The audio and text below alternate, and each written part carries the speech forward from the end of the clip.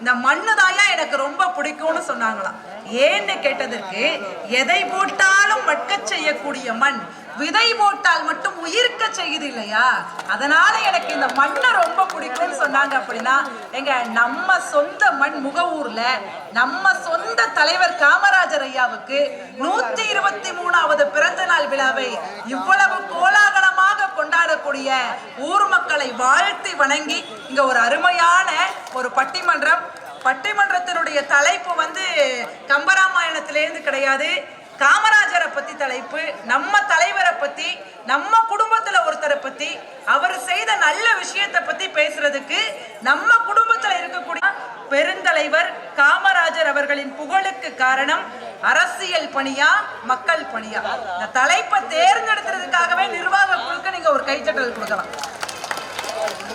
நம்ம காமராஜர் ஐயா அரசியல்லையும் சாதிச்சிருக்காரு, மக்களுக்காகவும் நிறைய பணி செஞ்சிருக்காரு இல்லையா. இந்த பிள்ளைகளை எல்லாம் அறிமுகப்படுத்தி விட்டு நான் தலைப்புக்குள்ள வந்துருதேன். குறைய நேரத்துல ரொம்ப சிறப்பா நம்ம பட்டிமன்றம் இருக்கும். நின்னுக்கிட்டு இருக்க அந்த அக்கா உட்காருங்கக்கா. இந்த சீரியலையெல்லாம் அப்படி விட்டு கொடுத்துட்டு நீங்க நிகழ்ச்சி பார்க்கறதுக்காக வந்திருக்கீங்க. நம்ம மண்ணுல உட்காரலாம். ஆஹா, எல்லாருக்கும் வணக்கம். எல்லாரும் முன்னாடி உட்காருங்க. அப்படி நீங்க எல்லாம் உட்கார்ந்தாதான் பிள்ளைகள்லாம் நல்லா பேசுவாங்க. அதுலயும் மழை வாழ்த்து இந்த பட்டிமன்றத்தை ஆரம்பிச்சிருக்கு. நீங்க இவ்வளவு நாளா மழை இருந்ததாக்கா? இல்ல நாங்க எங்க திருநெல்வேலியில என்ன ஃபேமஸ்? அல்வாவா? அருவாவா? எங்க ஊர்ல நெல்லையப்பர் கோயில் இருக்கு, காந்திமதி அம்மா இருக்காங்க, ஏன் நானே இருக்கேன்.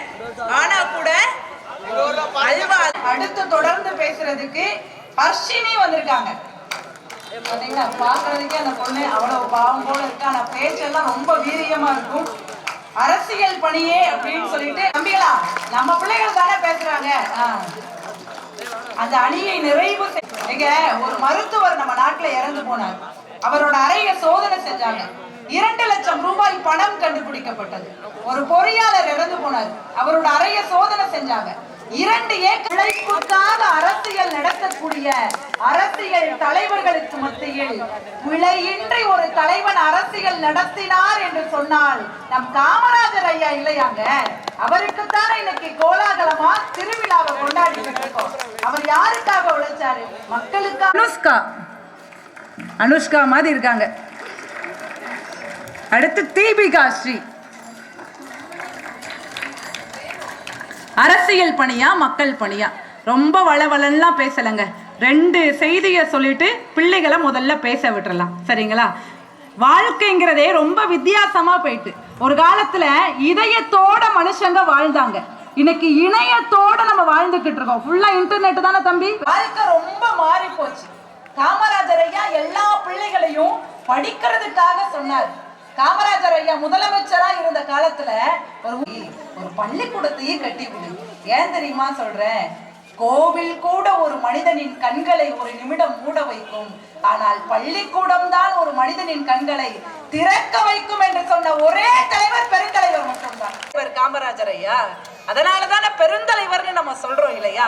அப்படின்னு பெருந்தலைவரை பத்தி நிறைய விஷயங்கள் பேசுறதுக்கு என்னுடைய மாணவ கண்மணிகள் எல்லாம் தயாரா இருக்காங்க. ஏன்னா கொடுக்கணுங்கிற மனசு எல்லாத்துக்கும் குறைஞ்சு போச்சுக்கா. எங்க பக்கத்து வீட்டுல ஒரு அண்ணன் கொரோனா காலகட்டம் வந்தது இல்லையா, கொரோனாக்கு கபசுர குடிநீர் குடிச்சா சொன்னா பரவாயில்லம்மா. இன்னைக்கு பிள்ளைகள்லாம் விளையாட்டு தளத்துல மூழ்கிக்கிட்டு இருக்கும் போது நம் பிள்ளைகள் இவ்வளவு சிறப்பா நம் தலைவரை பத்தி பேசுதுன்னு சொன்னா சிவப்பு கலர் சட்டையா என்ன செய்யணும்? கையா தட்டுங்க. நிகழ்ச்சி முடியதோட எந்திக்க கூடாது. உங்களை வச்சுதான் இன்னைக்கு பட்டிமன்றம் பேசுமா. நடுவர் அவர்களே, இன்னைக்கு ஒரு வண்டு ஊருக்குள்ள உருமுறான், தனக்கு எல்லாமே தெரிஞ்சத போல. ஆனா 9 வருஷம் தமிழகத்தோட முதல்வரா இருந்த காமராஜரோ தனக்கு எதுவுமே தெரியாதது போல அடக்கம் காட்டினாரு. தமிழன் என்று சொல்லடா, தலை நிமிர்ந்து நில்லடா அப்படின்னு சொன்னாரு பாவேந்தர் பாரதிதாசன். அவர் சொன்னதை போல தலை நிமிர்ந்து நின்ற பச்சை தமிழன் தான் காமராஜர். இத நான் சொல்லல, காமராஜர் முதல்வரா இருந்தப்ப அவரோட எதிர்கட்சி தலைவர் தந்தை பெரியாரே காமராஜரை பார்த்து சொன்னாரு, இவன் தாண்டா பச்சை தமிழன் அப்படின்னு. எவ்வளவு அழகு பாத்தீங்களா? அந்த பச்சை தமிழனுக்காகவே ஒரு கைத்தட்டல் கொடுக்கலாம். நீங்களா எங்க எதிர்க்கட்சி தலைவர் கூட ஒரு தலைவரை கொண்டாட முடியும் என்றால் அது பெருந்தலைவரா மட்டும்தான் இருக்க முடியும். சிவப்பு கலர் சட்டையா என்ன அழுததடி, பாலுக்காக அளவில்லை அது படிப்பிற்காக அழுததடி.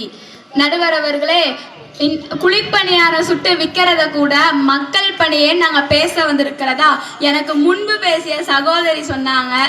சகோதரி அவர்களே, ஒன்ன மட்டும் நீங்க புரிஞ்சுக்கணும். புரிஞ்சு பேசுங்கம்மா, புரியாம வந்து பேசக்கூடாது.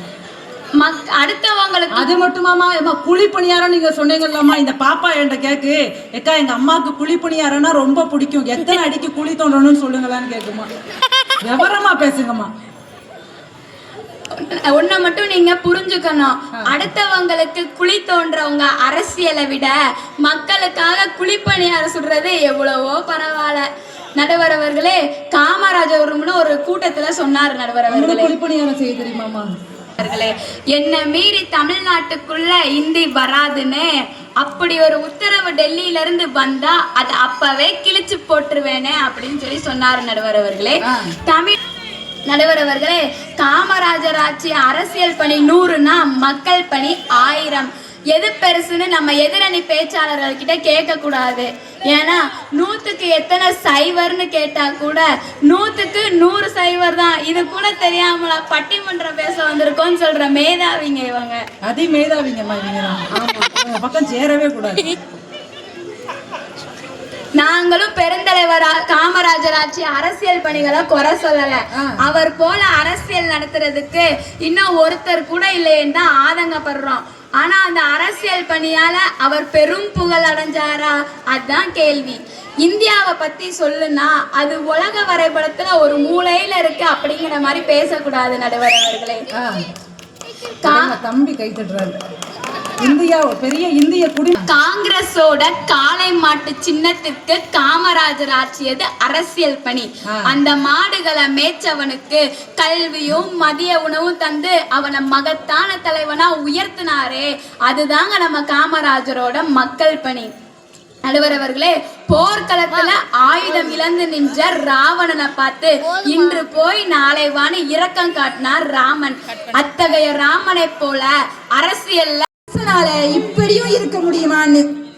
நடுவர் அவர்களே, ஒரு மனுஷன் ₹1 பச்சை மிளகா வாங்கினா கூட 50 பைசா கருவேப்பிலைய அடிச்சுட்டு வந்துருதான். அதுலயும் எங்க அம்மா கடைக்கு போனாலே போதும், அடுத்து வர்றவங்களுக்கு உங்களுக்கு ஏன் முடி இவ்வளவு நீளமா இருக்குன்னு இப்பதான் தெரியுது. அந்த கருவேப்பிலை மேட்டரை நானும் மெயின்டைன் பண்ணிக்கிறேன். நடுவர் அவர்களே, பகவான் ஸ்ரீ ராமகிருஷ்ண பரமஹம்சருக்கு பிறகு 10 பைசாவுக்கு கூட ஆசைப்படாத தலைவரை கண்டோம் என்றால் அவர் தாங்க காமராஜர். ஒரு முறை காமராஜர் தனது நாட்டில் சிமெண்ட் ஃபேக்டரியே சக்கரை ஆலையே இல்லைன்னு சொல்லி வெளிநாட்டில் இருக்கிற சுகர் ஃபேக்டரி மேனேஜ்மெண்ட்டை கூப்பிட்டு எங்க நாட்டுக்கு சக்கரை ஆலை வேணும்னு சொல்லி சொல்றாரு. நடுவர் அவர்களே, அதுக்கு அவங்க சொல்றாங்க, சக்கரை ஆலை நாங்கள் ரெடி பண்ணி தரோம், ஒரு சக்கரை ஆலைக்கு 10% டிஸ்கவுண்ட் தரோம், நீங்க 10 சக்கரை ஆலை கேட்டீங்கன்னா 100% டிஸ்கவுண்ட் தருவோம்னு சொன்னாங்க. அதை நீங்க எடுத்துக்கலாம், உங்க கட்சி உறுப்பினர்கள் எடுத்துக்கலாம், உங்க கட்சி கூட எடுத்துக்கலாம். அப்படி விட்டொழிக்க புத்தனா இருக்க வேண்டாம், ஏழையா இருந்தாலே போதும் என்பார்கள். ஆனால் அத்தகைய ஏழைகள் ஏற்றம் பெற வேண்டும் என்பதற்காகவே அரசியல் நடத்தியவர் அவர். காமராஜர் ஆற்றிய மக்கள் பணியை எவரும் மறுக்கவும் முடியாது, மறைக்கவும் முடியாது. ஆனால் அரசியல் அரசியல் என்னும் மொழியை கொண்டுதான் அந்த மாபெரும் சிற்பி மக்கள் பணி எனும் சிற்பத்தை செதுக்கினார் என்பதை நாம் நினைவில் கொள்ள வேண்டும். நடுவர் அவர்களே, உணவு வைக்க போய் தான்மா 123 வருஷமா கொண்டாடிக்கிட்டு இருக்காங்க. ஐயா என்ன செய்யணும்? நடுவர் அவர்களே, ஒரு தலைவர் என்பவர் ஒரு லட்சியத்திற்காக தனது உயிரை அரசியல் நடத்தியவர் அல்ல. அவர் வெள்ளையனே வெளியேறு என்றார் காமராஜர், அவரை உள்ளே வைத்து விட்டான் வெள்ளையன். காமராஜரை சிறையில் வைத்த வெள்ளையன் காலப்போக்கில் கல்லானார். சிறையில் இருந்த காமராஜரோ சிற்பமானார். சிற்பமாக ஆக்கியது அவரது அரசியல் பணி. நடுவர் அவர்களே, இந்திய அரசியலின் விடிவை தேடிதான் காமராஜர் பலமுறை சிறை சென்றாரே தவிர மக்கள் பணி ஆற்றியதற்காக ஒருபோதும் அவர் சிறைக்கு செல்லவில்லை.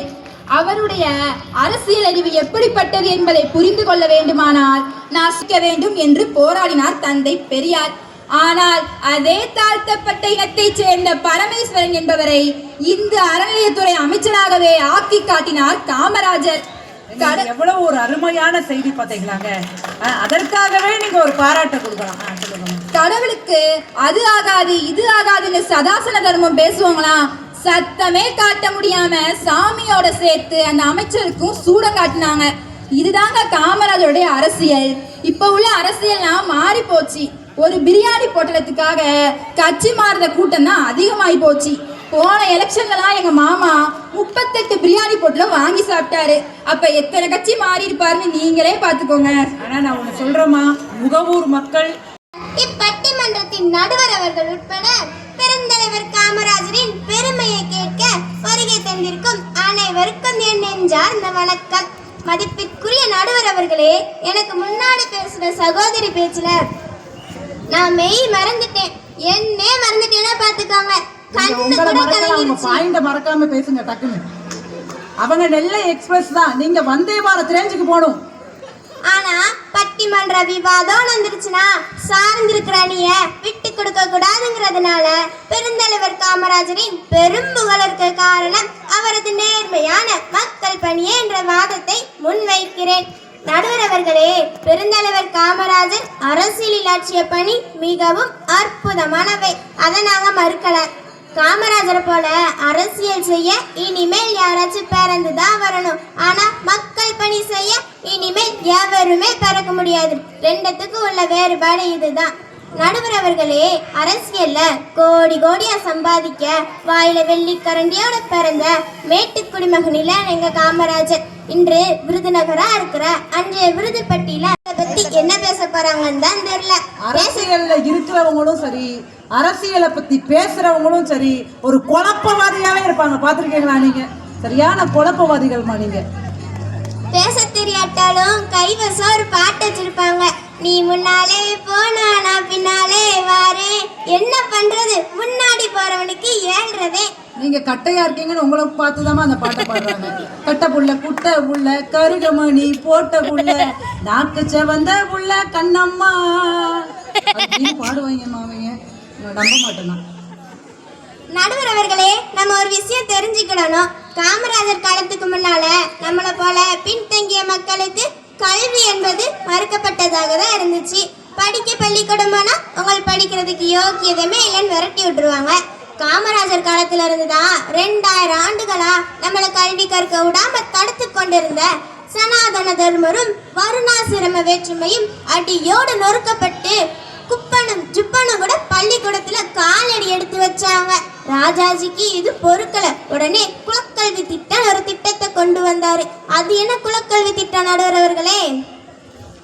குலக்கல்வியா? குருகுல கல்வி நமக்கு தெரியுமா? குலக்கல்வியை நீங்க தான் சொல்லணும். காமராஜர் ஐயாவுடைய குலம் நீங்க சொல்லுங்க பாப்போம். அதாவது பசங்க மத்தியானம் வரை பள்ளிக்கூடம் போகணும். அடுத்து அவங்கவுங்க அப்பம் பார்க்குற வேலையை போய் பார்க்கணும். அதாவது மரம் ஏறவன் பிள்ளை மரம் தான் ஏறணும், கூலி வேலை பார்க்குறவன் பிள்ளை கூலி வேலை தான் பார்க்கணும், மந்திரம் ஓதுறவன் பிள்ளை மந்திரம் தான் ஓதணும், ஆபீசர் வீட்டு பிள்ளை ஆபீசரா தான் போகணும். இதுதான் ராஜாஜி கொண்டு வந்த குலக்கல்வி திட்டங்கிறது. எவ்வளவு நரித்தனம் பார்த்தீங்களா? நரி கிடையாதுமா, டோரால வர புள்ள நரி. ஆனா நம்ம தலைவர் காமராஜர் இதுக்கெல்லாம் விடுவாரா? சிங்கம் போல பாய்ந்து வராரு, கொடுமையான திட்டத்தெல்லாம் கொதறிப்பட்டாரு. வாழ்த்திடுவோம், வணங்கிடுவோம், வாழ்த்தி. வருங்கால தங்கங்களே, எதிர்கால சிங்கங்களே, புத்தம் புது சிறு மலர்களே, முத்து ரத்தினங்களே, விண்ணையும் மழந்த என் தமிழ் அன்னையையும் வணங்கி அவையோர் அத்துணை பேருக்கும் எனது பணிவான வணக்கத்தை தெரிவித்துக் கொள்கிறேன். எனக்கு முன்னாடி பேசின என்னோட சகோதரி அதாவது கர்ஷினி அவர்கள் ரொம்ப நல்லா சொன்னாங்க. காமராஜர் 3 கதர் வேட்டி, ஒரே ஒரு துண்டு, ஒரே ஒரு கண்ணாடி, சட்டை பையில 100 ரூபாய், அவரோட வங்கி கணக்குல 125 ரூபாய். இதை எங்க பக்கத்து வீட்டுல இருந்த காலேஜ் படிக்கிற அண்ணன்கிட்ட போய் சொன்னேன். அவர் சொன்னாரு, இருந்து ஒண்ணு கூட சம்பாதிக்காம போயிருக்க பத்தியா, பொழைக்க தெரியாத மனுஷன் அப்படின்னாரு. நான் சொன்னேன், ஆமாண்ணே, பொழைக்க தெரியாத மனுஷன்தான், தமிழ்ல பொழைக்க தெரியாத மனுஷன்தான், ஆனா தமிழ்ல பிழை செய்யாத மனுஷன்னே எங்க காமராஜரு அப்படின்னு சொன்னேங்க. ரொம்ப அழகுமா. நடுவர் அவர்களே, அடுத்ததா ஒரு கேள்வி.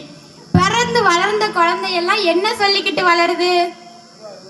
பிறந்து வளர்ந்த குழந்தைகளா இல்ல வளர்ந்துட்டு இருக்க குழந்தைகள்? வளர்ந்துகிட்டு இருக்க குழந்தைகள். மம்மி டாடி அப்படிதான் பேசுறாங்க. தமிழ்ல யாரும் பேசுறது இல்லை. சரி, இங்கேயே ஒரு கேள்வி கேட்போமே அக்கா, பெண்களுக்கான கேள்வி, ஆனா ஆண்களும் பதில் சொல்லலாம். சரிங்களா?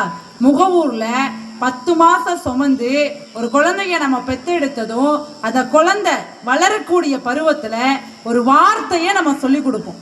ஒரு எழுத்துன்னு கூட சொல்லலாம். என்ன சொல்லி கொடுப்போம் நம்ம பிள்ளைகளை வளர்க்கும் போது?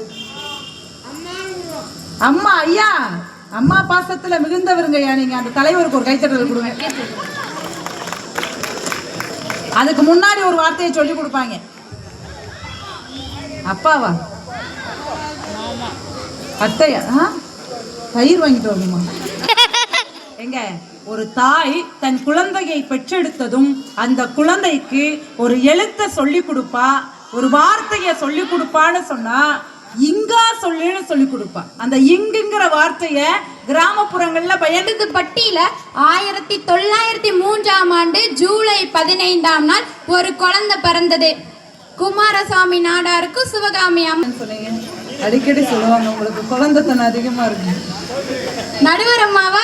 இல்ல, எங்க காமராஜர் ஐயாங்க. ஒவ்வொரு வருஷமும் இதை பத்தி மட்டும்தான் தெரிஞ்சிட்டு இருக்கோம். ஸ்கூல் பிள்ளைங்கலாம் என்ன நினைக்காங்க, ஐயா காமராஜர் பர்த்டே இன்னைக்கு லீவ் விட்டுருவாங்க, ஜாலியா இருக்கலாம். ஊர்லலாம் மக்கள் என்ன நினைக்காங்க, காமராஜர் பிறந்தனாலோ சாப்பாடு போடுவாங்க, அப்படிதான் நினைக்காங்க. நம்ம நடுவர் கூட 10 நிமிஷம் ப்ரே பண்ணியிருப்பாங்களா இன்னைக்கு? அப்படித்தானே? ஆமாமா, கரெக்டா சொல்றீங்க நீங்க. இப்ப நான் சொல்றேன் கேளுங்க. அதுக்கப்புறம் காமராஜரை பத்தி உங்களுக்கே புரியும் பாருங்க. ஆதிசங்கரும் பட்டினத்தாரும் கூட துறக்காத உறவு தான் அந்த தாயோட உறவு. ஆனா அந்த தாயோட உறவையே தன் பொது வாழ்க்கை நேர்மைக்காக துறந்தவர் தான் காமராஜர். இப்போ ஐயோக்கியர்களோட கடைசி புகலிடம் அரசியல் தான் சொல்றாங்க. எங்க மாமா 3 பேர் கூட அரசியல்ல தான் இருக்காங்க நடுவர் அவர்களே. நம்பியார் நடிப்பு பிடிச்சவங்க கைத்தட்டல் கொடுங்க. அப்பவும் அந்த மனசை இருந்துட்டாரு. சரி, கொஞ்சம் முன்னாடி வருவோமே. சூப்பர் ஸ்டார் ரஜினிகாந்த் ஐயாவுடைய ரசிகர்கள் இருந்தா, உலக நாயகன் கமலஹாசன், நம்ம சரத்குமார் ஐயாவுடைய ரசிகர்கள் இருந்தா கைத்தட்டுங்க.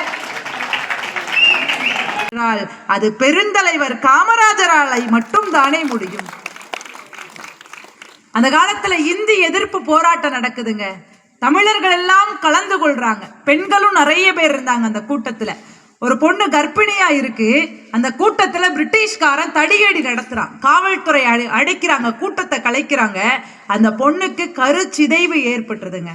ஒரு கவிஞன் இப்படி பதிவு செய்தான், அன்பு தமிழச்சியே, கருச்சிதைவு ஏற்பட்டால் கூட நம் நாட்டில் மொழிச்சிதைவு ஏற்பட்டு விடக்கூடாது என்பதற்காக போராட்டத்தில் கலந்து கொண்டாய் என்று எழுதினார் என்று சொன்னால், அந்த போராட்டத்துக்கெல்லாம் ஒரு முடிவை கொண்டு வந்த மகான் தான் பெருந்தலைவர் காமராஜர். ஆனா எக்கோ இருந்தா அக்காவுக்கு பிடிக்காது. எக்கோ இல்லைலான நல்லா இருக்கு. இந்த ஆடியோ ரொம்ப அருமையா இருக்கு. ரொம்ப சிறப்பா இந்த நிகழ்வு நடந்ததுன்னா அந்த ஆடியோ சகோதரருக்காக ஒரு கைத்தட்டல் கொடுங்க. ரொம்ப சிறப்பா பண்ணிருக்கீங்க. 100 வருஷம் நல்லா இருக்கணும். 5 பொம்பளை பிள்ளையா பிறக்கும் பாருங்க. உங்களுக்கு 4 ஆம்பளை பிள்ளையா கொடுத்து வச்சவங்க நீங்க. அரசியல்ல அவரு செய்யாத சாதனைகளே கிடையாது. நீங்க நம்ம வைகை அணைய கட்டணும்னு அரசாங்கம் முடிவு பண்ணுது. ஐயா முதலமைச்சரா இருந்த காலத்துல ரொம்ப பெயர் போன கட்டிடக்கலையில் பெயர் போன விசுவேச ஐயரை கூப்பிடுறாங்க. ஐயா நீங்க தான் வைகை அணைய கட்டணும்னு சொல்றாங்க. உடனே அவர் சொல்றாரு, 3 பக்கமும் மழை இருந்தா மட்டும்தான் அந்த அணையை கட்டி முடிக்க முடியும். இங்க 2 பக்கம்தான் மழை இருக்குன்னு சொல்றாங்க. உடனே தாமஸ்னு தமிழ்நாட்டில இருந்து ஒரு கட்டிட நிபுணரை கூப்பிட்டு, ஐயா நீ இதை கட்டுற காமராஜர் ஐயா சொல்றாரு. ஐயா அவரே முடியாதுன்னு சொல்லிட்டாரு, என்னால எப்படி முடியும்னு கேட்காங்க. உடனே காமராஜர் ஐயா சொன்ன பதில் என்ன தெரியுமா? மக்களுக்கு நல்லது செய்யணும்னு நினைச்சு இதை கட்டு. இந்த அணையால எத்தனையோ விவசாயிகள் அழகா அவங்க பயன்பெறுவாங்கன்னு சொன்னா அப்படின்னா இன்னைக்கும் நம் கண்களால் காண்கிறோம். காமராஜர் ஐயா கட்டிய வைகை அணை நின்று கொண்டிருக்கிறது என்று சொன்னால் அதற்கு காரணம் பெருந்தலைவர் காமராஜர் ஐயாவுடைய அரசியல் பணி. நல்லவன் சொல் பொய்யாகாது என்பதற்கு இதுதானே சான்றாக இருந்தது. அவர் அரசியல்ல இருந்ததுனால தானங்க இன்னைக்கும் மக்களுக்காக நிறைய நல்ல பணிகளை நம்ம சொல்லி சொல்லி கொண்டாடிக்கிட்டு இருக்கோம். அவரை எதிர்த்து போராடிய எதிர்கட்சியில இருக்கக்கூடிய சீனிவாசன் ஜெயிச்சாருங்க. காமராஜர் ஐயா தோத்து போறாங்க. உடனே சொல்றாங்க கட்சிக்காரங்களாம், ஐயா சதி பண்ணிட்டாங்க ஐயா, ஊழல் பண்ணிட்டாங்க ஐயா. காமராஜர் ஐயா சொன்ன ஒற்றை வார்த்தை என்ன தெரியுமா? நம்ம தோத்துட்டோம், நீ ஒத்துக்கோ. எங்க வெற்றியின் போது களிப்படியக்கூடிய மனிதர்கள் தோல்வியின் போது நிதானத்தை தவறிவிடுகிறார்கள். அதை சரியாக செய்ததால் தான் பெருந்தலைவரை நாம் காமராஜர் என்று கொண்டாடி கொண்டிருக்கிறோம் இல்லையா? இன்னைக்கு நம்ம மனசுல வச்சு கொண்டாடுறோம்னு சொன்னா அவர் அரசியல்ல ரொம்ப நிதானமா இருந்தார். ஒரு தொழிலதிபர் போய் ஐயா கிட்ட கேட்காங்க, ஐயா நான் 70 லட்சம் போடுறேன், நீங்க உங்களுடைய கட்சியில இருந்து 30 லட்சம் போடுங்க, ஒரு தனியார் மருத்துவ கல்லூரியை நாங்க ஆரம்பிக்கிறோம்னு சொல்றாங்க. காமராஜர் ஐயா சொன்ன பதில் என்ன தெரியுமாங்க? மருத்துவம் அரசாங்கத்தின் கையில் இருக்கும் வரைதான் அது சேவை, தனியாரின் வசம் போய்விட்டால் அது வியாபாரம். நான் நேசிக்கும் மக்களுக்கு ஒருபோதும் நான் தீங்கிழைக்க மாட்டேன் என்று கல்விக்காக அரசியலில் பல சாதனைகளை செய்த ஒரே தலைவர் தான் நம்முடைய பெருந்தலைவர் காமராஜர் ஐயா இல்லையா? யாரு போனாலும் சிவாரிசுக்கு அவர் போகமாட்டாரு. நல்ல மனிதர், எளிய மனிதர் இல்லையா? அதனால தானே ஏழை பங்காளன் நம்ம சொல்றோம். பரமக்குடியிலேருந்து அவருடைய நண்பர் போறாரு, ஒரு லேப் அசிஸ்டன்ட் அந்த படிப்பு படிக்கிறதுக்கு 23வது சீட்டு அந்த பையனுக்கு கிடைச்சிருக்கு. ஐயா 5 லட்சம் ரூபாய் வேணுங்க ஐயா. அந்த பையன் சலவை தொழிலாளியுடைய பையன்யா. இந்த சலவை பண்ணுவாங்க இல்லையா, மண்ணான்னு சொல்லுவோம் இல்லையா, அந்த சலவை தொழிலாளியுடைய பையன். சொன்னதுமே ஐயா சொன்ன பதில் என்ன தெரியுமாங்க? உனக்காக நான் இதை செய்யவில்லை. அந்த பையனுடைய பரம்பரையே படிப்பு வாசத்தை பார்த்துருக்காது. துணியை துவச்சி அவங்க கையெல்லாம் காய்ச்சிருக்கும். அவங்க பரம்பரையே படிப்பு வாசத்தை பார்க்கணும்னு சொன்னா நான் சொல்லுறேன், 5 லட்சம் முதலமைச்சர் நிதியிலேருந்து தாரேன், அந்த புள்ளைய போய் படிக்க சொல்லுன்னு சொல்றாருன்னா படிப்பு தான் ஒருத்தருடைய தலைமுறையே மாற்றும் என்பது நம் பெருந்தலைவருக்கு தெரிந்தது என்று சொன்னால் இதுதான் அவருடைய அரசியல் பணியாக இருந்தது. இப்படி அரசியல்ல நிறைய பண்ணியிருக்காரு. அரசியல்ல இருந்ததே மக்களுக்கு நல்லது பண்ணணுங்கிறதுக்காக தானங்க அரசியல்ல இருந்ததே. நீங்க நெல்லையில வெள்ளம் வந்தது, திருநெல்வேலியில வெள்ளம் வந்ததுலக்கா, அதே மாதிரி 2018ல கேரளால வெள்ளம் வந்ததுங்க. நிறைய கிராமங்கள் அந்த வெள்ளத்துல பாதிக்கப்பட்டது, நிறைய உயிர் பறி போணுச்சு. ஆனா மலப்புரா அப்படிங்கிற கிராமம் மட்டும் தப்பிச்சுது. உடனே பத்திரிகையாளர்கள்லாம் பேட்டி எடுக்க போனாங்க. எந்த சாமி உங்களை வந்து காப்பாத்துச்சு? சிவன் வந்து காப்பாத்தினாரா? ஏசப்பா வந்து காப்பாத்தினாரா? நபிகள் வந்து காப்பாத்தினாரா? எந்த தெய்வம் உங்களை வந்து காப்பாற்றினார்கள்? எந்த கடவுள் உங்களை வந்து காப்பாற்றினார்கள் என்று பத்திரிகையாளர்கள் கேட்டாங்க. அந்த கிராம மக்கள் என்ன தெரியுமா சொன்னாங்க? எந்த கடவுளும் எங்களை வந்து காப்பாற்றவில்லை, காமராஜர் என்ற கடவுள் தான் எங்களை காப்பாற்றினார்கள் என்று அவர்கள் சொன்னாங்க. ஏன்னா மாநில பிரிவினைக்கு முன்னாடி காமராஜர் ஐயா கட்டிய அணையால் தடுக்கப்பட்டு அந்த வெள்ளத்தால எந்த மக்களும் பாதிப்படையாம இருந்தாங்க அப்படிங்கிறது மிகப்பெரிய வரலாற்று உண்மை என்று சொன்னால் மக்களுக்காக நிறைய நல்ல விஷயத்த செஞ்சிருக்காங்க. அது சின்ன வயசுலயே வரணுங்க. விநாயக சதுர்த்திக்கு காமராஜர் ஐயா படிச்சுக்கிட்டு இருக்கும் போது அவருடைய பள்ளிக்கூடத்துல கொழுக்கட்டை கொடுக்காங்க. அதுக்கு டீச்சர் 1 அணா வாங்கியிருக்காரு.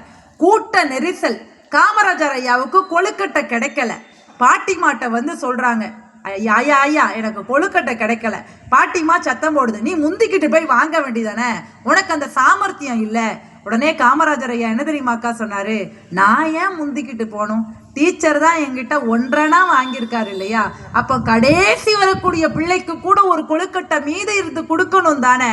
அந்த ஊழல் இல்லாத அரசியலை மக்களுக்காக அவர் அரசியலில் இருக்கும் போது நிறைவேற்றினார் என்று சொன்னால் சின்ன வயசுலேயே அந்த பண்பும் பழக்கமும் அந்த மனிதரிடத்துல இருந்தது இல்லையா?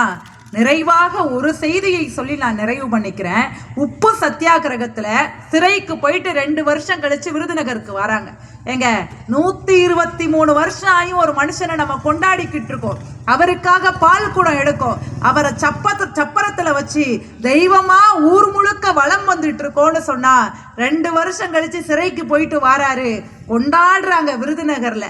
ஐயா வந்துட்டாரு, ஐயாவுக்கு மேடை ஏத்தி ஐயாவை பேச சொல்லுங்கன்னு பூமாலை பாமாலைன்னு ஐயாவை கொண்டாடுறாங்க.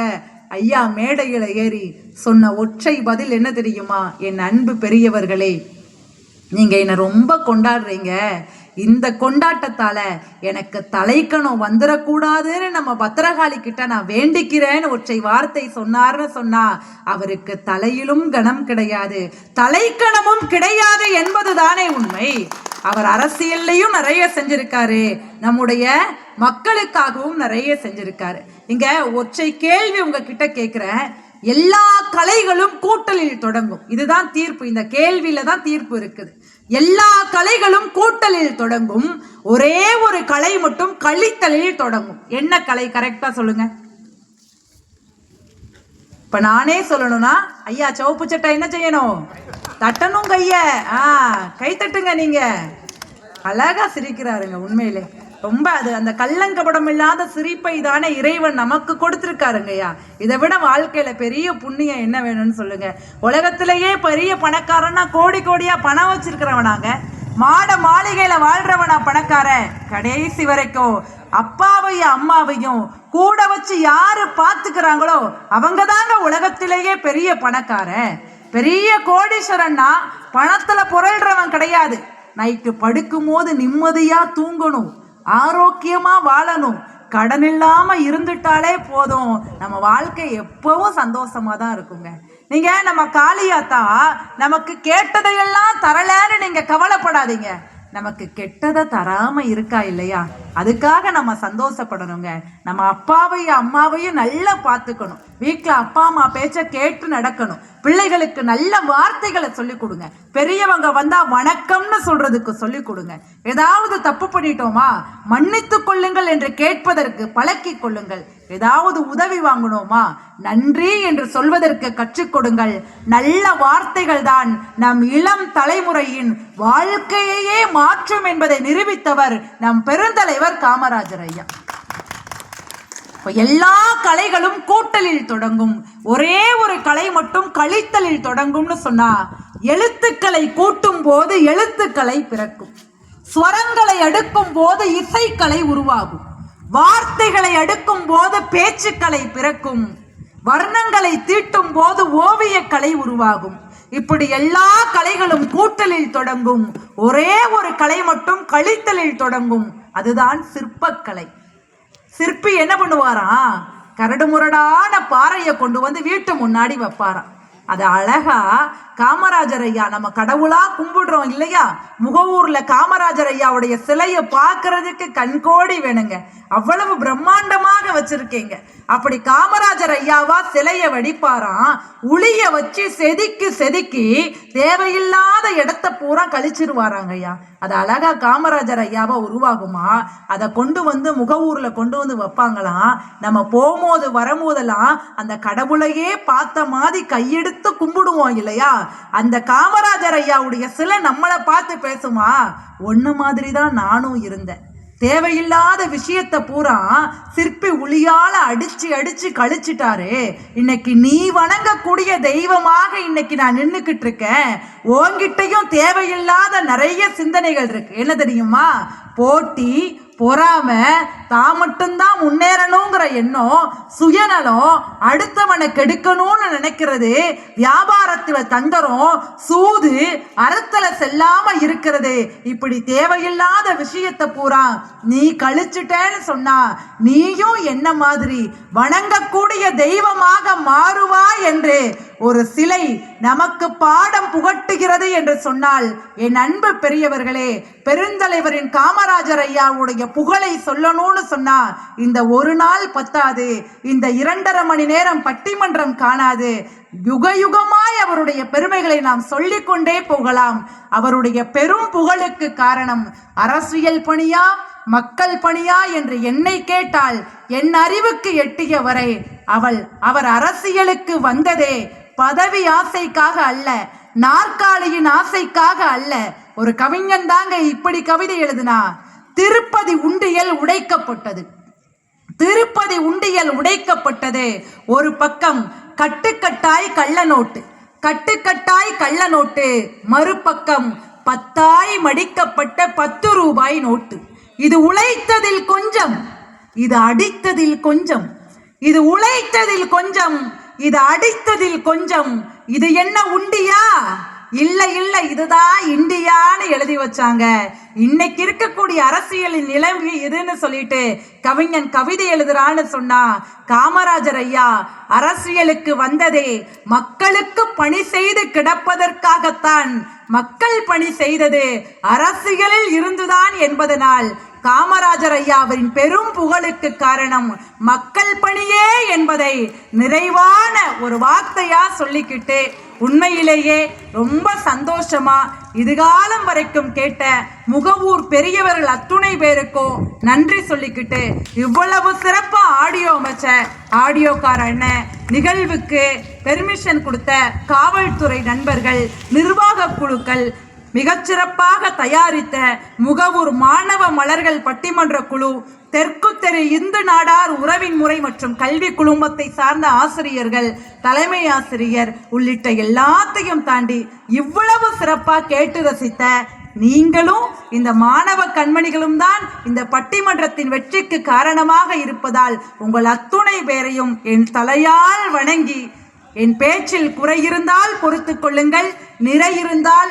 உங்கள் கைத்தட்டலின் மூலம் வாழ்த்து சொல்லுங்கள். நமது மன்றம் சார்பாக மனமார்ந்த நன்றியை தெரிவித்துக் கொள்கின்றோம்.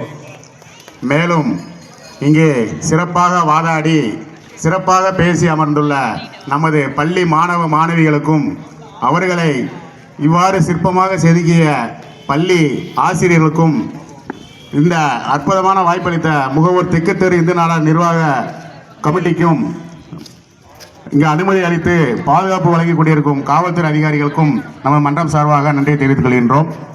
மேலும் இங்கே வருகை புரிந்த நடுவர் அவர்களுக்கு நமது மன்றம் சார்பாக இன்று அவருடைய புதவிக்கு பிறந்தநாள் பரிசாக இந்த எங்களால் இருந்த ஒரு நினைவு பரிசினை நமது பள்ளியின் தலைமை ஆசிரியர் அவர்கள் வாங்குவார்கள்.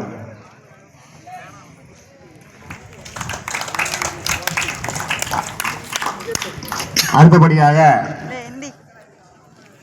அரசியல் பணியே என்று வாதாடிய நமது பள்ளி மாணவ மாணவிகளுக்கு நமது பள்ளியின் தலைமை ஆசிரியர் அவர்கள் நினைவு பரிசு வழங்குவார்கள்.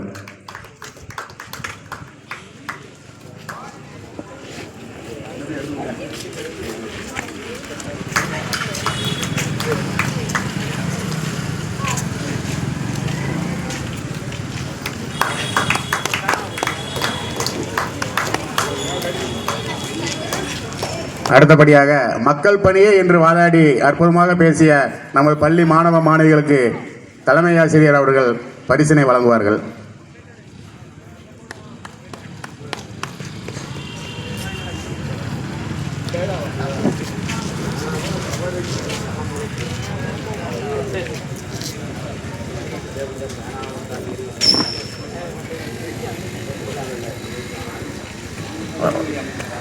நிகழ்ச்சியின் துவக்கத்தில் பெருந்தலைவர் காமராஜர் அவர்களை குறித்து எளிமையும் வலிமை என்று சிறப்பாக பேசிய மாணவர் சந்தோஷ் அவர்களுக்கு தலைமை ஆசிரியர் அவர்கள் பரிசு வழங்குவார்கள்.